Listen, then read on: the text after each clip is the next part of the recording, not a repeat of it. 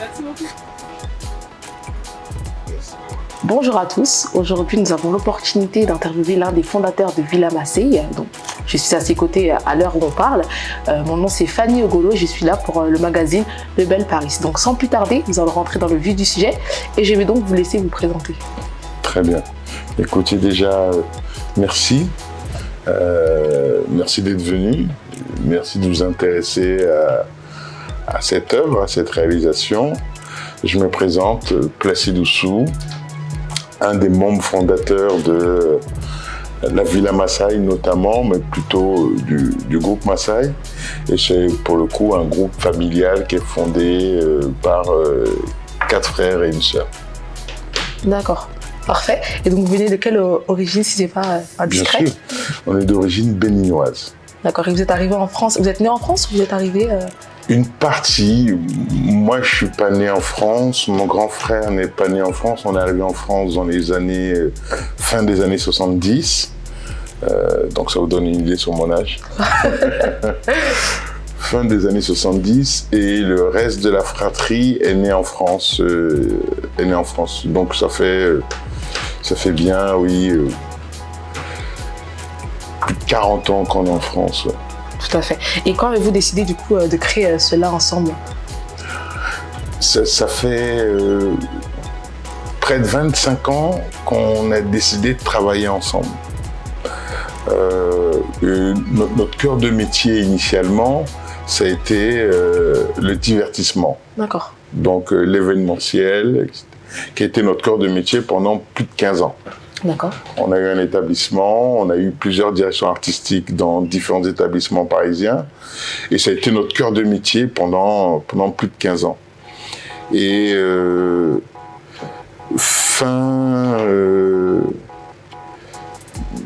fin des années, vers 2015, on a commencé à se dire qu'on voulait se diversifier. D'accord.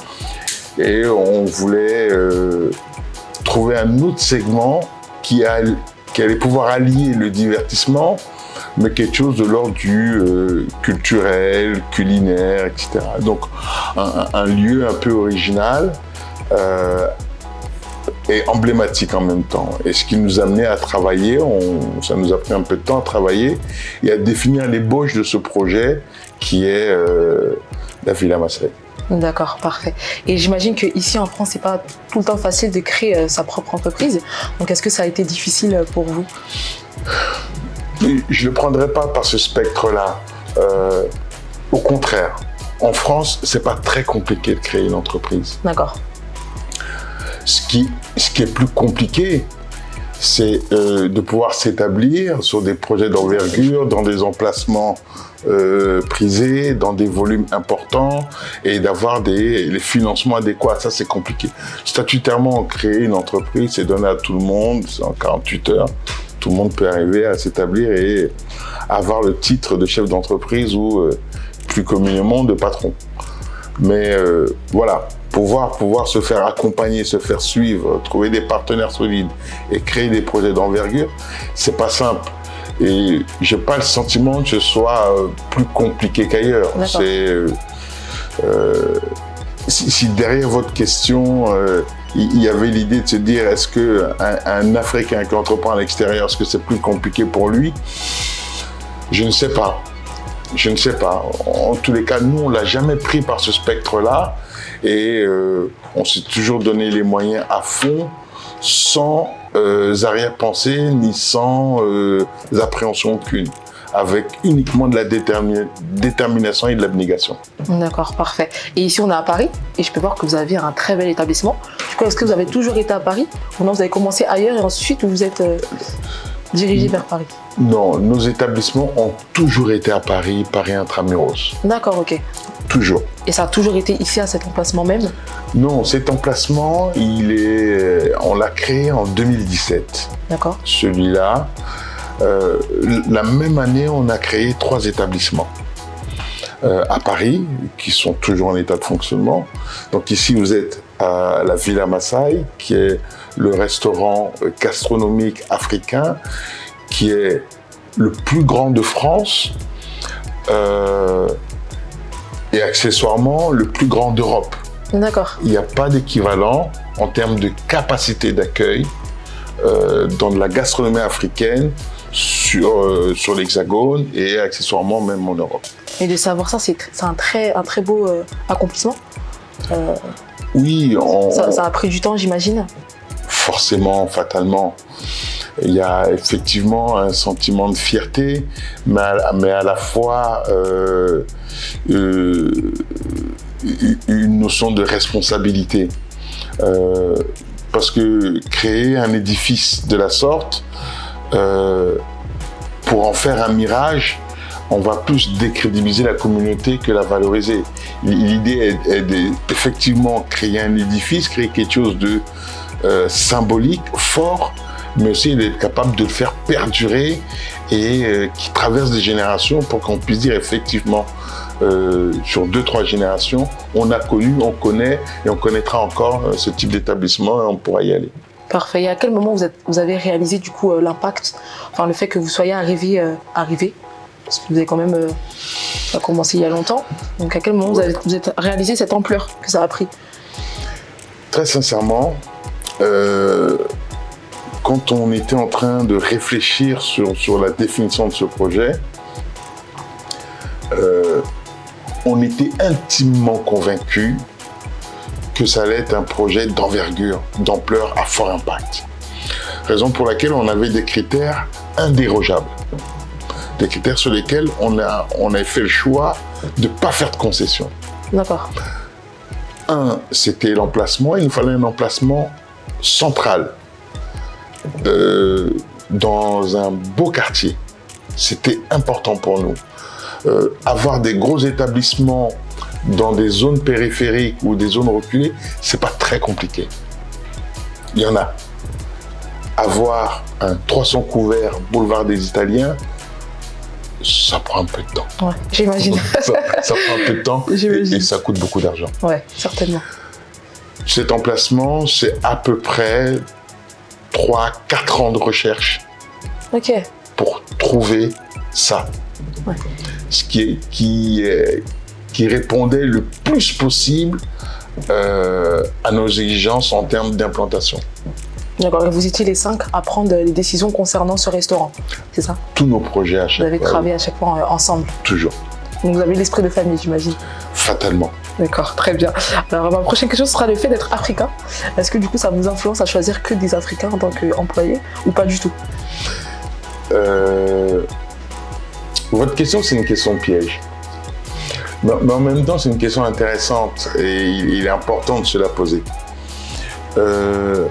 La préférence ethnique absolue, c'est pas un credo, c'est pas une garantie. Effectivement,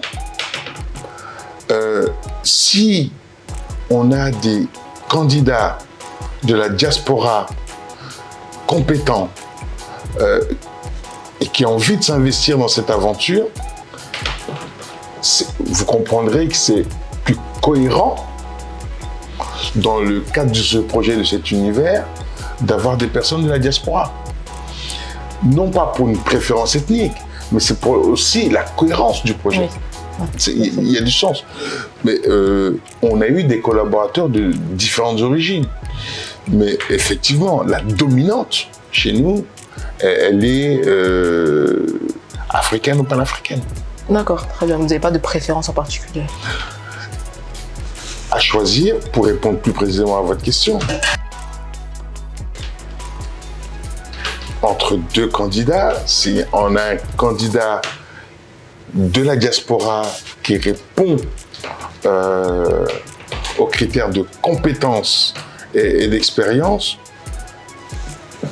il aura la préférence parce qu'il va rentrer dans l'état d'esprit. Maintenant, on a deux candidats, un asiatique, européen, ce qu'on veut, et un autre de la diaspora, mais qui est moins compétent que l'autre. Notre choix va primer sur la compétence. Parce qu'on est un lieu où il est important de chercher à viser la perfection et l'excellence. D'accord. D'accord, parfait. Et avant qu'on continue, il faut qu'on s'intéresse à votre décoration. Parce que quand j'ai rentré, c'est la première chose que j'ai vue. Du coup, qui vous a aidé à choisir cette décoration? Est-ce que ça faisait partie de l'un de vos critères? Oui, complètement. Complètement. Il y a eu plusieurs personnes qui sont intervenues dessus. On a fait appel à des décorateurs d'intérieur. D'accord. On a eu plusieurs propositions. C'est une décoratrice d'intérieur que je nommerai pas ici qui a remporté notre adhésion avec beaucoup mon concours aussi parce que j'ai un regard et des exigences très précises. On voulait une atmosphère tropicale chic. D'accord. Vous remarquerez que dans l'atmosphère générale, il n'y a pas de caricature. On pourrait aller plus simple quand on parle d'Afrique et mettre du wax, des statuettes un peu partout, des calebasses, etc., des coris. On peut aller dans cette caricature. L'idée était de ne pas être dans ces caricatures-là, d'être dans un univers sobre, épuré, avec des pièces fortes et une identité très marquée. Vous voyez, dans le fauteuil dans lequel on est assis, c'est une structure qui, c'est une banquette qui a près de 40 ans. Ah oui, d'accord. On l'a fait customiser. D'accord, ok. Donc, c'est aussi tout ça. Vous voyez, quand vous arrivez à la Villa Massaï, vous avez un escalier qui est de fin 1800. Ah oui. Vous avez des moulures, c'est un établissement qui a une âme, une très belle âme. C'est aussi ce qui nous a attirés ici. Et la décoration, effectivement. Aujourd'hui, la nourriture est un des aspects de la promesse qu'on fait. On ne fait pas qu'une promesse culinaire. L'expérience, elle est multifactorielle. Elle est à la fois visuelle, sensorielle, olfactive, culinaire, auditif, elle est plurielle. Et pour ça, il y a tout un tas d'ingrédients. Vous n'imaginez pas le nombre d'ingrédients qui sont mis en œuvre pour répondre à toute cette promesse de voyage quand on arrive à la Villa Massaï. Donc c'est pas seulement de la nourriture, c'est également le décor, etc. C'est vraiment l'expérience. Vous misez beaucoup sur l'expérience. Vous regardez, vous entendez, vous sentez, vous pourrez toucher, vous allez voir qu'il y a du relief sur les matières, il y a tout un tas de choses. D'accord. Et au fil des années, j'ai vu que vous avez pu attirer pas mal de monde ici, notamment des célébrités. Donc quel impact cela a eu sur votre restaurant? Avant tout, dans notre stratégie, on a toujours fait en sorte que la star ici, ce soit le lieu. D'accord, ok. Vous remarquerez qu'il n'y a aucun des fondateurs qui s'est brandé, qui se positionne, etc. Nous, on fait le choix d'être vraiment dans un positionnement de gestionnaire efficace, pragmatique, à la disposition, au contact de nos clients. Mais avant tout, c'est le lieu. Les célébrités viennent en nombre. Pourquoi? Parce qu'ils sont rassurés par l'emplacement, ils sont rassurés par le cadre, ils sont rassurés par la qualité de service, ils sont rassurés par le nombre d'espaces différents qu'on peut avoir où on peut préserver leur intimité, leur discrétion, etc. C'est tout ça cumulé qui fait que c'est devenu, pour pas le dire communément, mais the place to be. C'est, j'aime pas nommer parce que on a aussi un devoir de discrétion, mais des célébrités de la mode, de la musique, des sportifs, des hommes politiques, des grands chefs d'entreprise. Il y a un bon nombre de personnes qui viennent ici régulièrement et aisément et on en est fiers. D'accord, c'est parfait. Mais comment on doit le mentionner? C'est qu'il y a Burna Boy qui est passé pour fêter son anniversaire. Est-ce que du coup cela a attiré plus de monde? Plus précisément, c'était pas son anniversaire, c'était l'anniversaire de sa mère. D'accord, ok. Sa mère qui est une cliente habituée d'ici, qui vient assez régulièrement quand elle le peut.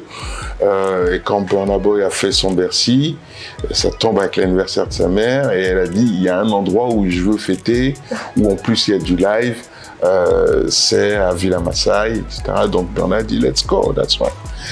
Et ils sont venus et il y a eu une très belle réception, c'était une très belle soirée et énormément de célébrités sont venues se joindre à eux ce soir-là pour faire une très belle fête. C'est pour le coup, c'est l'aboutissement de ce travail, de ce positionnement qui fait qu'on devient une destination de prédilection. Mais c'est pas terminé. J'imagine que vous avez encore beaucoup de projets à venir. Fatalement. Je pense que même en âge de la retraite, on sera tenté de créer encore. Tant mieux. Et quel est pour vous votre meilleur souvenir en tant que fondateur de ce restaurant? Meilleur souvenir. Il y a eu des moments exceptionnels, il y a eu des moments mémorables, et des moments anthologiques ici. Mais un des moments qui a été mémorable, ça a été quand même, on a reçu plusieurs chefs d'État. D'accord. En fonction. D'accord. Mais ça a quand même été la réception de notre chef d'État du Bénin, qui est venu passer une soirée avec nous ici, qui est venu dîner avec la moitié de son gouvernement, de ses ministres, etc. Et en toute simplicité, et ça a été un effet marquant, ça a été un acte marquant, un acte fort, une véritable considération. Ça a augmenté la responsabilité qui est la nôtre en disant, écoutez, vous êtes des Africains à l'extérieur, mais au-delà d'être des Africains, vous êtes avant tout des Béninois à l'extérieur. Et à ce titre, c'était important pour notre chef d'État de venir voir cette œuvre que des Béninois ont pu réaliser au cœur de Paris et qui a un écho national et européen. Donc, ils avaient aussi une fierté qui nous a véritablement flattés, hein, pour le coup. Mais oui, ça a été très, très marquant. Ça a été très marquant. Symboliquement, on a été reçus ensuite au Bénin officiellement par les autorités. Oui, c'est dans une petite vie, on s'en rappelle, on s'en rappellera. Super. Et je peux voir que du coup, vous n'êtes pas seulement connu ici en France, mais vous êtes également connu à l'étranger. Est-ce que vous avez d'autres projets de vous étendre, par exemple, dans d'autres pays? Fatalement, comme je vous le disais tout à l'heure, quand on construit une bâtisse, dès qu'on arrive au niveau de la charpente et de la toiture, on est déjà en train de penser aux nouvelles fondations qu'on va faire sur le sol d'à côté. Donc effectivement, le temps 1, Covid ne nous a pas aidés. Covid a ralenti un peu le dispositif parce qu'on a plusieurs marques, plusieurs brandings sur lesquels on travaille. Villa Massaï en est un, mais c'est pas le seul. On en a plusieurs, donc on travaille à ouvrir tous ces business units assez rapidement et ensuite il y aura un développement national en franchise et des développements à l'international en commençant effectivement par l'Afrique. D'accord. Est-ce qu'on peut revenir sur ce mot Villa Massaï? Du coup, qui a eu cette idée de l'appeler comme ça? Et est-ce que tout vos restaurants s'appelle également Villa Massaï? Il y a un dénominateur commun dans tout, c'est le mot Massaï. D'accord. Nos établissements, vous avez Villa Massaï, vous avez Café Massaï, vous avez un autre concept qui s'appelle le Kiss Kiss Massaï, vous avez le Massaï City, vous avez le Massaï Traiteur, vous avez le Massaï at Home. Voilà, vous avez une déclinaison d'offres et de services qui sont déclinés autour de ça. Massaï est notre dénominateur commun. Et pourquoi ça? Pourquoi Villa Massaï en l'occurrence? Massaï déjà, c'est c'est un mot qui, au niveau international, qui fait penser tout de suite à l'Afrique, directement. Et avec surtout une belle image, cette ethnie, des gens grands, minces, plein de couleurs. Et surtout une ethnie de guerriers, mais des guerriers pacifistes, sans armes. Il y avait beaucoup de symbolique derrière ça, qui colle un peu à la philosophie qu'on a au sein de notre fratrie, qui colle à notre éducation. Et pour nous, c'était une évidence de pouvoir s'adosser, s'appuyer sur ce mot, ce nom, et qu'on a décliné. Donc, une fois qu'on a été mis d'accord sur l'appellation Maasai, pour cet emplacement, on a dit quelle est la plus belle demeure qu'on peut offrir à ce Maasai. Et c'est venu comme ça, c'est une villa. Donc, d'où le nom n'est pas la Villa Maasai, c'est Villa Maasai. D'accord, et je le retrouve également sur vos verres. Et je vois qu'il y a un petit logo également. C'est votre logo? Exactement. D'accord, parfait. Et c'est vous qui l'avez également, complètement. Avec vos fondateurs vous avez pensé à ce logo? Complètement. D'accord. Et pour terminer, avant que je vous remercie, est-ce que vous avez un dernier mot à dire à toutes les personnes qui veulent se lancer dans la restauration comme vous ou qui ont déjà commencé? Essentiel. Je leur dirais que c'est un métier passionnant qu'il faut faire avec amour, envie, détermination. C'est un métier énergivore qui prend beaucoup, mais à la fois qui donne aussi beaucoup. En termes de rencontres et d'échanges et de relations humaines, c'est exceptionnel ce que ce métier peut apporter. Si j'ai un conseil, mais j'ai horreur de me porter en donneur de leçons ou en conseiller absolu. Parce que j'estime que tout le monde est porteur d'une certaine sagesse et d'une certaine expérience. Et donc, si j'ai un message plutôt qu'un conseil, ça serait de dire, concernant la cuisine africaine, on nous attend, on a besoin de nous. Faites, faites, faites. Et si vous y mettez du cœur, ça marchera. Et surtout, croyez en vos rêves. N'est-ce pas? C'est essentiel, c'est fatal. Merci beaucoup pour cette opportunité. Merci également de nous avoir accueillis dans ce grand restaurant. Et du coup, voilà, n'hésitez pas également à venir visiter et à, pourquoi pas, manger ici. Et vous verrez, vous ne le regretterez pas. À bientôt. Au plaisir, merci.